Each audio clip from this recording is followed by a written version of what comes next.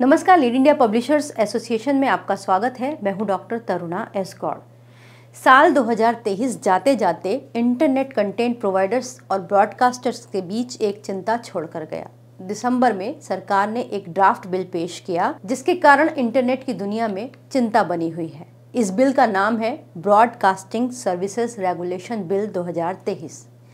अगर ये bill pass हो जाता है तो ये 30 साल पुराने cable television networks regulation act 1995 की जगह लेगा। हालांकि सरकार का कहना है कि बढ़ती हुई तकनीक और बदलती हुई ब्रॉडकास्टिंग ज़रूरतों को देखते हुए इसी एक्ट को विकसित किया जा रहा है और कुछ नए प्रोविजंस इसमें जोड़े जा रहे हैं। क्योंकि 1995 में इंटरनेट काफ़ी नया था, उस वक्त ना तो OTT प्लेटफॉर्म्स थे, ना ही YouTube चैनल्स का कोई चलन था जिन पर कि न्यूज़ और करंट अफेयर्स इस तरीके से दिए जाते थे जैसे कि आज पारंपरिक मीडिया देता है।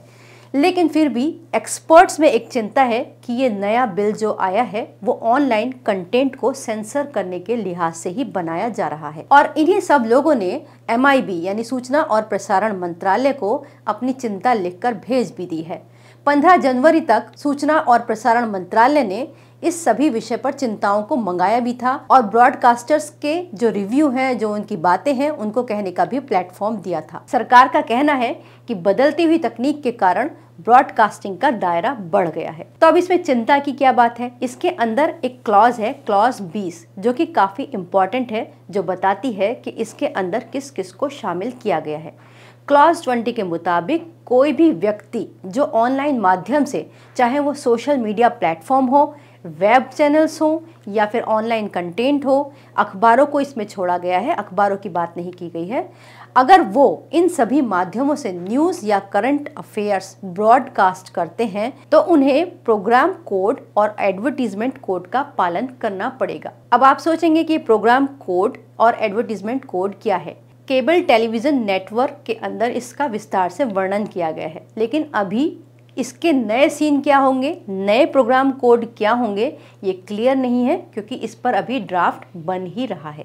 लेकिन इसके अंदर जो इंटरनेट बेस्ड करंट अफेयर्स और कंटेंट बनाने वाले प्लेटफॉर्म्स हैं, उनमें चिंता है। वो किस बात की है? वो ये है कि इसके अंदर उन्होंने एक कमेटी का जिक्र किया है। ब्रॉडकास्टिंग रेगुलेशन बिल के अंदर जो कमेटी है उसका नाम है CEC यानी कि कंटेंट इवैल्यूएशन कमेटी। ये कमेटी जिस कंटेंट को पास कर देगी उसी कंटेंट को ब्रॉडकास्ट किया जा सकेगा। अगर ये कमेटी किसी भी प्रोग्राम या कंटेंट को बैन कर देती है तो उसको ब्रॉडकास्ट नहीं कर सकते।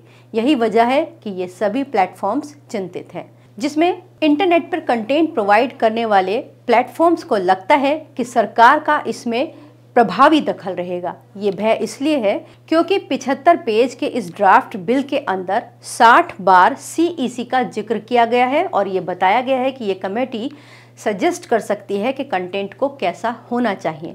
यही इनकी चिंता की असली वजह है। हालांकि अगर इस कमेटी के यानी CEC के निर्णय पर किसी ब्रॉडकास्टर को ऑब्जेक्शन हो तो उसमें अपील करने के लिए सरकार ने 3 टियर रिव्यू सिस्टम को रखा है। इसमें पहला नंबर जो है वो है सेल्फ रेगुलेशन ऑफ ब्रॉडकास्टर, जो कि हर मीडिया के लिए होता है। हमारे यहाँ भारत के अंदर मीडिया सेल्फ रेगुलेशन से ही काम करता है, तो ऐसा माना जाता है कि जो भी मीडिया करेगा वो सही मानदंडों और रेगुलेशन के अनुसार ही करेगा। दूसरा रिव्यू सिस्टम है सेल्फ रेगुलेटरी ऑर्गेनाइजेशन। ये कुछ ऑर्गेनाइजेशन होती हैं जो कि ब्रॉडकास्ट के कंटेंट पर नज़र रखती हैं और जो बताती हैं कि क्या ये सही है और गलत है। और तीसरा सिस्टम है ब्रॉडकास्ट एडवाइजरी काउंसिल। तो कुल मिलाकर इसके अंदर ये 3 लेयर भी दिए हैं जहां पर ब्रॉडकास्टर अपील कर सकते हैं उस CEC के निर्णय के खिलाफ। बाकी जो इस बिल के अंदर है, जो इस ड्राफ्ट बिल में कहा गया है, वो केबल टीवी एक्ट 1995 में जो प्रोग्राम कोड कहता है वही बताया गया है। तो आपके लिए जानना जरूरी है कि प्रोग्राम कोड आखिर कहता क्या है। मेनली जो प्रोग्राम कोड के अंदर दिया गया है वो आर्टिकल 19(2) का ही विस्तार है, यानी कि अभिव्यक्ति की आजादी पर युक्ति युक्त निर्बंधन। तो युक्ति युक्त निर्बंधन की बात करें उससे पहले हम जान लेते हैं कि अभिव्यक्ति की आजादी कहता क्या है। अनुच्छेद 19(1)(a) के अंदर ये बताया गया है कि भारत के जितने भी नागरिक हैं वो अपनी बात को कहने सुनने के लिए आज़ाद हैं और वो किसी भी साधन का प्रयोग कर सकते हैं। तो इसमें इसीलिए टीवी, मीडिया या फिर थिएटर, फिल्में, सभी कुछ इसके अंदर आ जाता है और अब इसमें इंटरनेट भी है।